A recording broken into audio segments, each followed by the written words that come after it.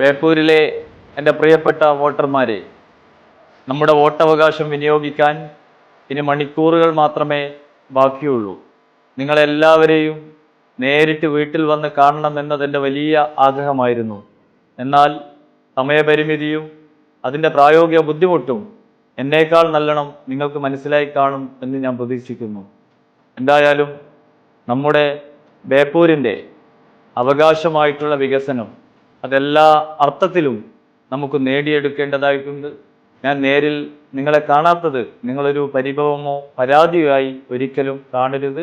എന്തായാലും നമ്മുടെ ബേപ്പൂരിൻ്റെ അവകാശങ്ങൾ, വികസനം എന്നുള്ള അവകാശം തുടിച്ചു വാങ്ങാനുള്ള ഈ പോരാട്ടത്തിൽ നിങ്ങളെല്ലാവരും എന്നെ ആത്മാർത്ഥമായി പിന്തുണക്കണം.